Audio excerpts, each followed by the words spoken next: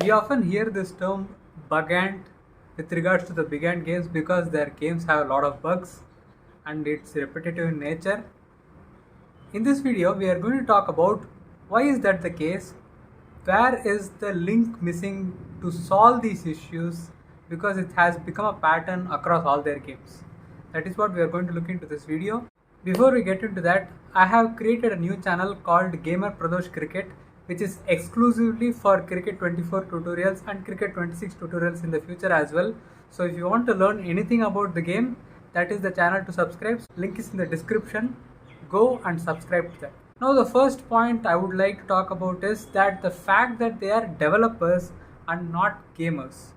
The people who are developing a game look at the game completely from a different perspective because the game is in a bare bone structure than the form we see that in. I mean, it's like magic. If you look at it from an audience perspective, you feel like something magical is happening. But for the magician, they know how the trick is done and the things they have to do. So, the structure with which they see the game differs from the developer's point of view and the gamer's point of view. Now, why is this something to look into is because when we see certain issues which are pretty evident, as soon as you open the game and play a few balls, you can see that issue pop up, but you expect them to look at it the same way you do, but that's not the case. They are looking at the game from a different perspective, different structure, because of which it becomes difficult for them to understand what the gamers are going through. When they are trying to create the games, they might come across certain issues which they will be able to resolve and understand the issue and solve it. So when that is done, certain issues get lost in the process because of various factors. They might not have different specifications of a PC, they might not be able to replicate the settings you are playing on, because there are so many elements in this game, so many complex, intertwined, complicated stuff going on in the game that so many people can try out different stuff and something different will pop up because of that issue as well. So what do they do about it? They try to collect information from people. So whenever you are facing a bug, they just expect you to report that to them through a format. They have a website where you can ask the big ant support team for assistance to solve your issue, for which you have to give the details of platform, what kind of game you are playing, what kind of match you are playing, what was the difficulty, what was the console, what was the kind of team you are using, whether it was downloaded team, licensed team. So many factors are there. You never know what might be the reason for the issue being caused. So it is very important for them to gather information where they can try to replicate your issue and then resolve it. Now the complicated part is the process of replication. One thing with regards to big ant games, you can simply know is the complexity of the elements, the amount of elements that goes into the game. If you take one instance of an event, so many factors are into play there.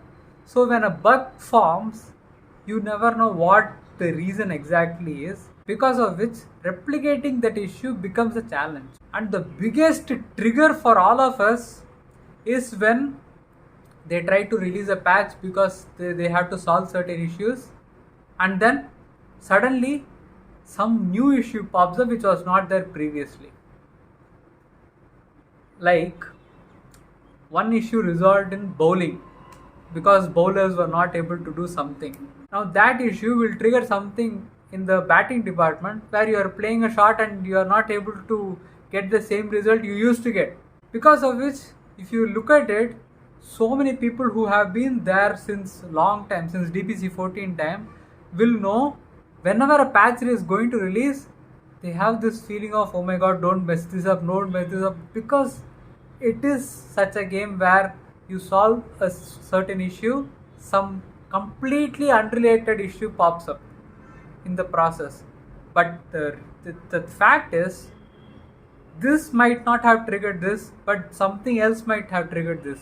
And what was that reason? Nobody knows, because of which, so trying to understand the new issue takes another time, takes another patch.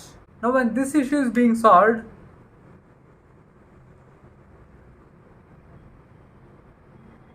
new issue might pop up.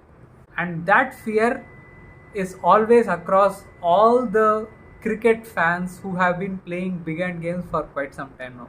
So let me try to share an instance where I faced an issue and I was able to communicate with them and make them understand what the issue was. They tried to replicate it, but they are not able to do it. And after certain amount of communication and making them understand about all the information which I have and sharing it with them, it came out to be an issue because of my low specs PC. Now, a gameplay issue which you think might be related to game is not related to the game, but rather related to the PC specifications you are using. Now, if so many factors are coming into play, how can you expect a bug-free game? Games are never going to be bug-free. You have to come to that conclusion, that understanding and acceptance. So when so many factors come into play for even the smallest of issues, how can you rely on patching, especially rapid patching after the release of the game? That's where the issue starts to happen. If you are patching things up on a rapid pace, you are going to mess up the game a lot more than the game getting benefited from it. So the complexity is always going to make the things more complex, right? Because in some cases, you can visually see the issue, but the challenge is being able to replicate the issue and trying to find the resolution for it through patching. Now you can find a bug saying that, see, this is not working well, this issue, try to resolve this. Now when they receive this information and when they are trying to do whatever they have to do with their system, if that same issue is not replicated here, how can they resolve it then? So the game is complex. The process of resolving issue becomes complex. So nothing is a simplified system of trying to make the game better. Rapid patching is going to happen. Few patches on a regular basis after release, because a lot of content has to be added to the game, so they add more patches which are bigger in size, and then it goes on to once per week, then once per 2 weeks, then once per month, and so on. We have seen that.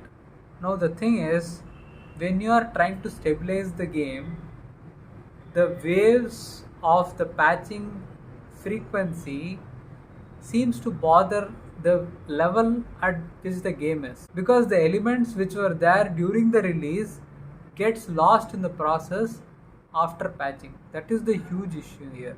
I think few guys of you might remember when Cricket 24 launched, there was this element of bat shaking on contact. One thing you have to know is people working in big end, they are passionate people and they try to add little elements which goes unnoticed because people notice a lot of different things. And I noticed this one element where the bat actually moved after connecting with the shot when they launched the game. Is that even in the game now? Because now you wouldn't even remember that existed. And why did that happen? Patching. So what can we do? We are stuck in this loop of patching. We are stuck in this loop of understanding to know what they are trying to do. And yes, they always have priorities of what needs to be resolved first. If 10 people are facing one issue and 2 people are facing a different issue, the 10 people issue will be the priority. That's obvious. How do you make this process better is the question. Let me know in the comment section about what do you think about big end patching and what is the resolution for better patching experience for the gamers. That's it for this video. I hope you guys enjoyed this video. Thank you for watching. See you guys in the next.